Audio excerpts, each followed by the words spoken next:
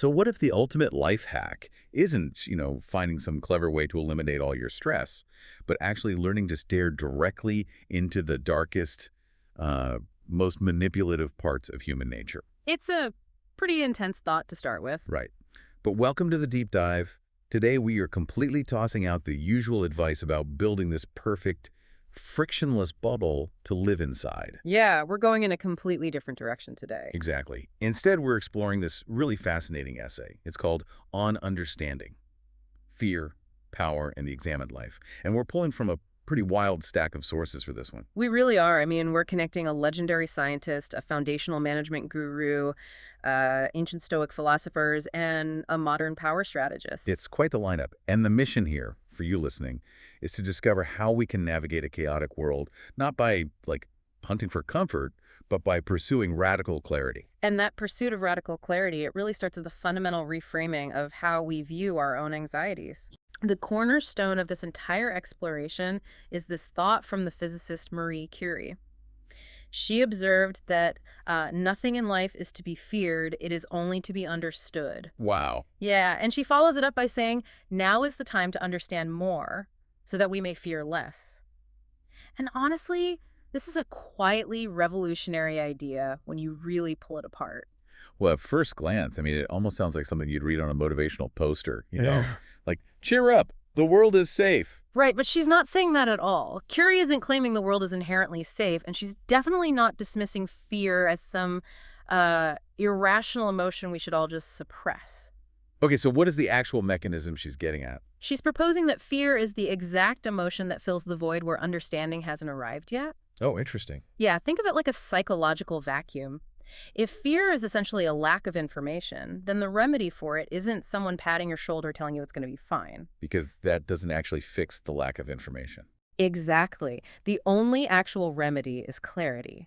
The examined life, in this context, means going deliberately deeper into difficult, messy realities rather than avoiding them, because that depth is what actually grants you freedom from the fear. That makes me think of being trapped in a pitch black, completely unfamiliar room. Okay, yeah. Like, fear is just the darkness itself. And if understanding is the goal, understanding isn't magically cleaning the room or, putting foam padding on all the sharp edges of the tables. Right, you're not changing the room. Exactly. Understanding is simply turning on the light switch so you don't trip over the furniture. The room is exactly the same. The hazards are still there. But your relationship to that environment changes entirely because you can finally see the layout. I love that. That visual captures the stakes perfectly. Yeah. And if understanding is the light switch, the very first hazard we need to illuminate in that room is the people standing in it with us. Oh, absolutely. Yeah. The people are always the biggest hazard. Which brings a 17th century thinker named Balthasar Gracian into the picture. He noted that people spend endless hours studying the properties of animals and herbs, yet they entirely neglect to study the properties of other people. Very people we interact with every day. Right. The people, as he put it, with whom we must live or die. It's strange how resistant we are to that, isn't it? We'll study a new software update for hours, read all the patch notes, but we won't spend 5 minutes studying the psychology of the coworker sitting right next to us. We really won't. And Robert Greene takes this even further in the essay. He argues that power dynamics are a timeless, universal, and completely inescapable social game. Inescapable, that's a strong word. It is, and it's a deeply uncomfortable reality for a lot of folks. We desperately want to believe that we operate outside of any game, Yeah, we prefer to view ourselves as, purely principled, operating on merit alone. Exactly. We tell ourselves that strategy or manipulation is just behavior for villains. But Greene categorizes how humans handle this inescapable reality into 3 distinct types. I want to dig into those because I think everyone listening will instantly recognize these people. Let's start with the first group. So Greene calls the first type the deniers. These are individuals who either completely retreat from positions of responsibility because they are disgusted by office politics, or, and this is much more dangerous, they become passive aggressors. Oof. The passive aggressive. Yeah, a passive-aggressive denier will loudly insist they never manipulate anyone. They constantly claim the moral high ground. But meanwhile, they are unconsciously and persistently manipulating the people around them. Through, what? Guilt trips? Guilt, withholding So the person in a meeting who crosses their arms, refuses to contribute, and then later complains that their ideas weren't heard. They are absolutely playing a power game. They're just using passive resistance as their primary weapon, all while telling themselves they're above the fray. That is the exact mechanism. By denying the game exists, they become completely blind to their own toxic moves. Okay, so that's the deniers. What's the second type? On the total opposite end of the spectrum, you have the Machiavellians. These are the supposed masters who embrace the game a little too enthusiastically. The ones who love the thrill of it. Exactly. They love manipulation, but Green points out a fatal flaw here, which is that they almost always overreach. Their ego inflates, and it just completely blinds them to the value of empathy and cooperation. Right, because they view everyone as just a chess piece. Yeah, and eventually the people around them realize they're being used and they turn against them. So the denier hides from the board, and the Machiavellian flips the board over. That's a great way to put it. Which leaves us with the third type, Green's ideal. The radical realist. The radical realist. Right. This is someone who looks at power dynamics and accepts them as a feature of human nature, not a bug. Okay, but I have to push back on this for a second. If I accept that everyone is playing a game, doesn't that just make me incredibly cynical? How do you mean? Well, do I really have to walk into my neighborhood HOA meeting armed with a Machiavellian strategy just to survive a discussion about lawn care? I mean, that sounds exhausting. It does sound exhausting, but it's easy to conflate observation with participation. There is a massive difference between playing a manipulative game and simply understanding the game. Okay, so I don't have to be manipulative. Not at all. Green's radical realist doesn't have to enjoy nasty political maneuvering. You don't walk into that HOA meeting plotting to overthrow the board president. That's a relief. But knowing that the board president might be playing favorites, knowing that power dynamics are actively shifting in that room, it means you won't be blindsided when someone suddenly tries to rewrite the neighborhood rules. You study the game specifically so you aren't a victim of it. Ah, I see. Tying that back to the Marie Curie concept, the denier sits at the HOA meeting, stressed out, frustrated, and fearful of forces they refuse to even name. Yes, exactly. They're sitting in the dark room. But the radical realist turns the light on. They see the petty politics for what they are, and because they see the layout of the room clearly, they don't panic. They have that calmness that comes from pure knowledge. And that calmness translates to incredible leverage.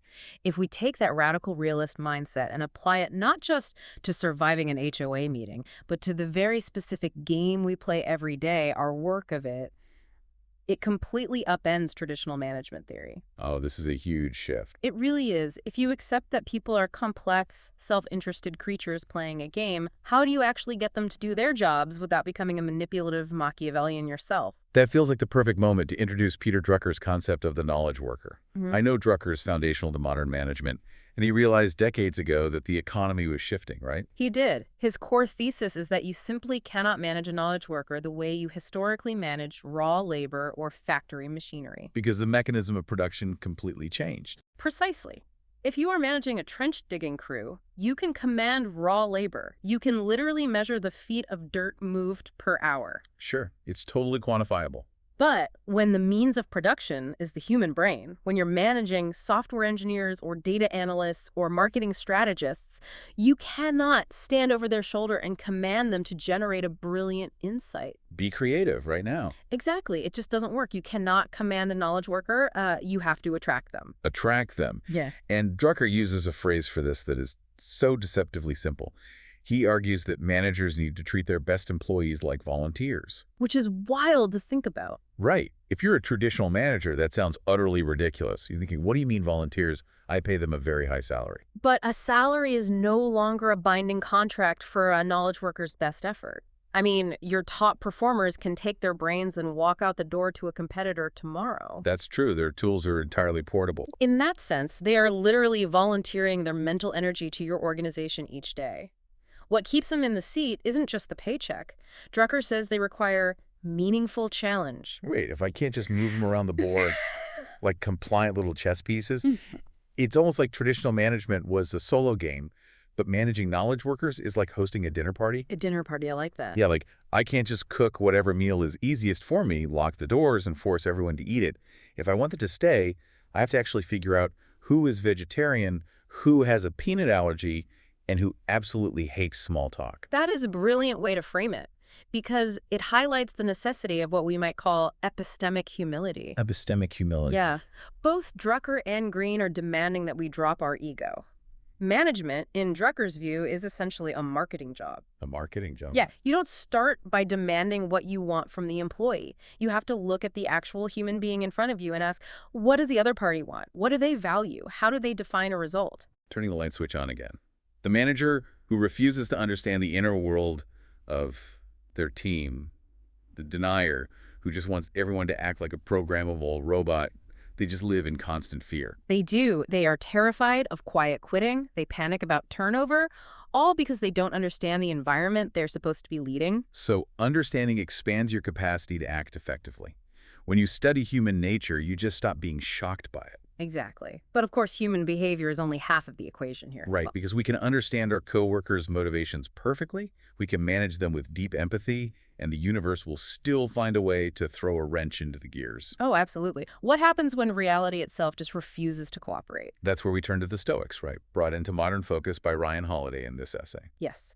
And Holiday draws a really crucial boundary between catastrophic crises, so think wars, global pandemics, massive floods, and what he defines as small crises. The daily grinding friction. A flat Mm. tire on the highway, a cracked phone screen. A hidden resort fee on your hotel bill. Yes, or a major business deal that vanishes on the 1-yard line because of some ridiculous technicality. Right, and no one in their right mind enjoys those things. But the Stoic perspective argues that nobody with clear, open eyes should ever expect to avoid them either. We just keep hoping we're the exception. We do. There's this quote in the essay from Marcus Aurelius, a man who quite literally commanded the Roman Empire and had absolute global power at his fingertips. He could have anything he wanted. Literally anything.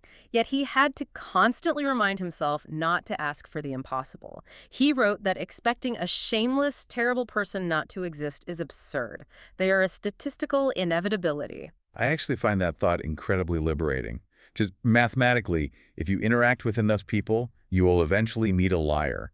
If you drive enough miles, rubber will eventually meet a nail. It's just statistics. The Stoic move here is acceptance, but I want to pause on that word because, acceptance usually carries this baggage of sounding like you're just giving up. That is such an important distinction to make. It is critical to separate acceptance from passivity. Acceptance is the active, deliberate refusal to burn your precious mental and emotional energy raging against reality. So it's not saying I like this, it's just saying this is happening. Exactly. Oh. You don't stand in a storm screaming at the rain for being wet. You accept the wetness of the rain instantly, so that 100% of your cognitive energy can be directed toward finding an umbrella. Which maps beautifully onto Green's radical realist. You don't have to be thrilled that manipulative people exist, just like you aren't thrilled about the flat tire. But if you accept that both are mathematically bound to happen, you completely eliminate the paralysis of surprise. Right. And to explain exactly how this works psychologically, the essay details an architecture of defense diagram. I loved this part. It's so good. Imagine a graph where the left axis represents a warning track. This axis shows the direct causal pipeline between denial and crisis. When you deny that power games exist, or you live in an illusion where flat tires shouldn't happen to you, your brain classifies these inevitable frictions as massive, unprecedented threats. Because you literally didn't see it coming. Exactly. Because you didn't expect the flat tire, your brain processes it as a catastrophic shock, which triggers immediate panic. But if you expect the friction, your brain processes the flat tire merely as a logistical puzzle to be solved. And the essay points out that at the very base of this diagram, like the absolute foundation of this defensive architecture, are the Ten Commandments. Yeah. Which initially seemed like a massive pivot to me, but the historical mechanics of it are fascinating. Right. We are so conditioned to view the Ten Commandments purely as moral injunctions or religious theology, but viewing them through the lens of radical realism reveals them as something highly pragmatic. How so? They represent the oldest surviving attempt to formally codify the most destabilizing power moves in human history. Like murder, theft, bearing false witness. Think about what early civilization was doing there. They weren't just creating a list of bad deeds. They were actively naming the darkness in the room. Turning on a light switch again. Yes. By acknowledging that humans are inherently capable of stealing from their neighbors or lying under oath, society could actually build a functional legal firewall against those behaviors. Because you cannot defend a tribe against a threat you refuse to name. Precisely. Acknowledging the capacity for betrayal is the absolute prerequisite for building trust. But, okay, let me play devil's advocate here, because I know someone listening is thinking, if I just walk around accepting that people will lie to me and accepting that everything will eventually break, doesn't that just make me a doormat? Aren't I just letting the world walk all over me? That reaction is the trap of the passive-aggressive denier creeping back in. And Ryan Holiday addresses this beautifully by pointing to ancient thinkers like Seneca and Cicero and applying it to modern professionals. What does he say? Think about how often people spend their entire lives aggressively accumulating power, hoarding money, building these pristine reputations, and setting up massive safety nets. We all do it to some extent. We do. Yet the moment a piece of actual friction arrives, a moment that demands moral courage or decisive action, they cower. They refuse to spend any of that accumulated capital to fix the problem. Holiday poses a piercing question. What was all that power and money for, if not to be brave when the moment actually arrives? Oh, that is sharp. It really hits hard. Acceptance isn't about letting people walk all over you. It is a strategy of resource preservation. Resource preservation. Yes. You accept the reality of the flat tire or the deceptive coworker so you don't waste your energy throwing a tantrum. You preserve those resources so you can actually fight the battles that matter. Understanding more allows you to act more courageously when the inevitable friction hits. Okay, but if accepting friction is the ultimate, mature response to reality, how on earth do we reconcile that with modern culture? Because we are constantly bombarded with messaging that the ultimate goal of life is to optimize away all our friction. We really are sold that dream. The essay introduces a quote from Simon Sinek that acts as a real point of tension here. He says, "Work is things we don't want to do. Passion is things we love to do. The goal is to do no work." It is a highly provocative quote. And frankly, from a realist perspective, there is a very strong critique to be made of Sinek's framing. I would imagine so. Yeah, dreaming of a completely frictionless life fueled entirely by pure passion borders dangerously on Green's concept of denial. It sells this illusion that if you just arrange your life perfectly, if you just find the exact right job, you will somehow transcend the messy game of human nature. Right. I read that Sinek quote and instantly felt like it was a trap. Because manipulators still exist in your absolute dream job. Flat tires still happen on the way to your ultimate passion project. They absolutely do. Life doesn't suddenly stop being life just because you successfully found your calling.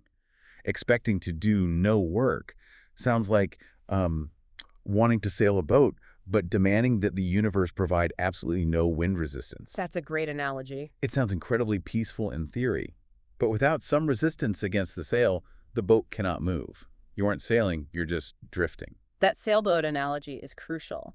However, instead of just dismissing Sinek entirely, the essay offers a synthesis, a charitable reading of what doing no work actually means in practice. Okay, what's the charitable reading? When your understanding deepens to a profound level, your actual experience of the friction begins to change. Take the example of a master violinist. Right. The violinist doesn't magically stop working. She still has to sit in a room and practice her scales for thousands of hours. Her fingers still blister. The friction is still there. Exactly. But because she deeply understands the purpose of the friction, she stops experiencing those scales as suffering. The effort is no longer an oppressive obligation. It becomes a pure expression of her craft. The light switch again. The room hasn't changed. The scales are mathematically identical to when she was a beginner. But the dread and the suffering are gone because the understanding has arrived. Understanding literally transforms the psychological experience of the effort. You aren't eliminating the friction, you are changing your relationship to it. So bringing all these threads together, the essay closes with two incredibly powerful quotes that bracket this entire philosophy. First, the writer William Arthur Ward observed, "The pessimist complains about the wind. The optimist expects it to change. The realist adjusts the sail." And following that is the classic line from an Aesop fable. We would often be sorry if our wishes were gratified. That one is deep. It is. Notice how both the pessimist and the naive optimist are fundamentally refusing to understand reality. The pessimist understands the wind is blowing against them, but denies their own agency and capacity to They respond. just sit there and complain. Right. And the optimist denies the reality of the wind altogether, just crossing their fingers that reality will magically bend to suit their preferences. Neither of them gets anywhere. Only the realist adjusts the sail. And this brings us to the promise of radical realism. When you stop fighting the existence of the game, when you finally accept the statistical certainty of friction, you stop bleeding emotional energy. You preserve it. Exactly. You can actually start building something durable in the real world through daily practice, making better choices today so you have more leverage tomorrow. Which means the ultimate reward for doing all this uncomfortable work, for looking at human nature honestly, for giving your team meaningful challenges instead of just commands, for sitting calmly with the small crises instead of throwing a tantrum. The reward is absolutely not a life without difficulty. No, the friction will always be there. But the reward is a life where difficulty is no longer a stranger to you. You've already met it in your mind. You've mapped out the architecture of defense. So when the darkness inevitably rolls in, you aren't terrified.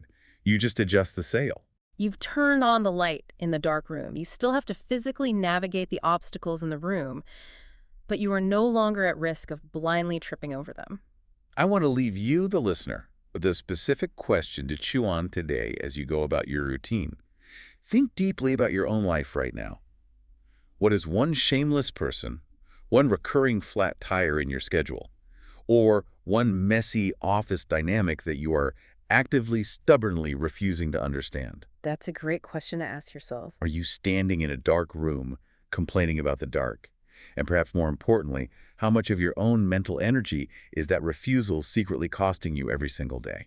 That hidden energy drain is the true cost of denial. So turn on the light. See the room for exactly what it is. Because as Marie Curie promised, now is the time to understand more so that we may fear less. Thanks for joining us on this deep dive. We'll catch you next time.